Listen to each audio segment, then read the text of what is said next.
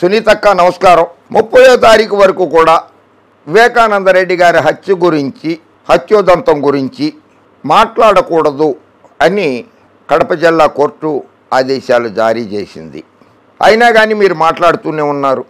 ఒక థ్యాంక్స్ చెప్పాలి సునీతక్క మీకు.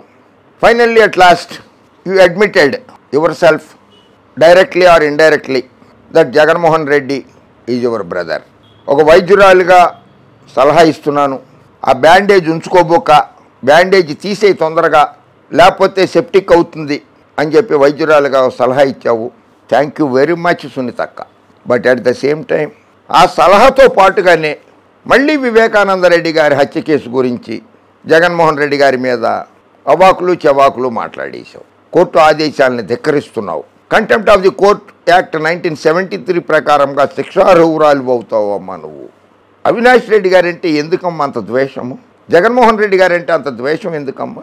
భారతమ్మ అంటే అంత ద్వేషం ఎందుకమ్మా? ఒక్కసారి చెప్పమ్మా. కడుపులో ఉన్న మాట ఒక్కసారి కక్కేసేయమ్మా. ఎందుకు ద్వేషమో చెప్పమ్మా. మీ ఆస్తులు ఏమైనా రాయించేసుకున్నారా వాళ్ళు? లేదు కదా. సాక్షి ఆఫీసులకి, రాష్ట్రంలో ఉన్న సాక్షి పేపర్ ఆఫీసులన్నిటికీ కూడా గుత్తేదారుగా ఎవరు పనిచేశారో గుండె మీద చెయ్యేసుకుని చెప్పమ్మా. బ్యాండేజ్ తీయకపోతే సెప్టిక్ అవుతుంది. ఏపీ సీఎం జగన్కు డాక్టర్ నర్రెడ్డి సునీత సూచన. వివేక హత్య కేసులో తాము తప్పు చేసినా శిక్షించాలని వ్యాఖ్య.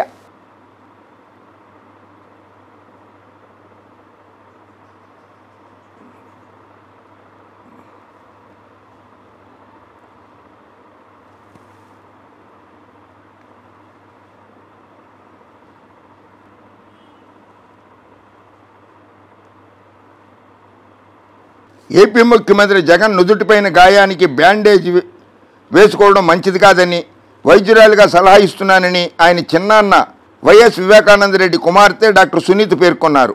గాయానికి బ్యాండేజ్ వేసుకుంటే లోపల చీము పెరిగి సెప్టిక్ అయ్యే ప్రమాదం ఉందన్నారు. బ్యాండేజ్ తీసేస్తేనే గాయం త్వరగా మానుతుందన్నారు. ఒక డాక్టర్గా ఆయనకు మంచి సలహా ఇస్తున్నానని వ్యాఖ్యానించారు. మంచి సలహా ఇచ్చావు. అలాగే వైఎస్ వివేకానందరెడ్డి హత్య కేసులో తాను కానీ తన భర్త రాజశేఖర్ రెడ్డి, బావ శివప్రకాష్ రెడ్డి కానీ తప్పు చేసి ఉంటే సీఎం హోదాలో ఉన్న మీరు ఎవరినైనా శిక్షించవచ్చు అన్నారు. శిక్ష వేసేది కోర్టులు, జగన్మోహన్ రెడ్డి గారు కాదు.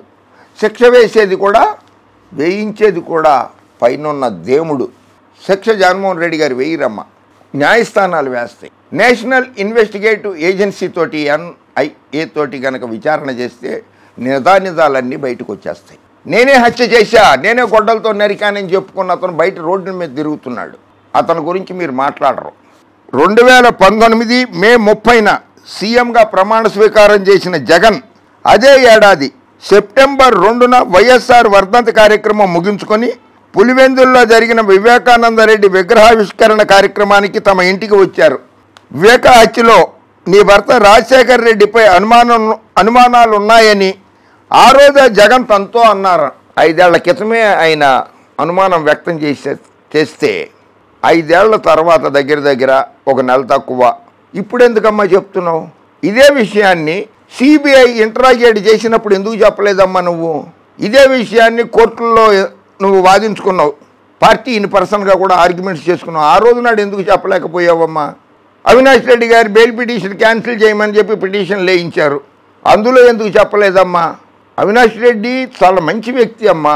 జగన్మోహన్ రెడ్డి గారు ప్రజా సంక్షేమం చూసుకుంటున్నారమ్మా. ఆయన హత్యా రాజకీయాలు తెలియవమ్మ వాళ్ళకి.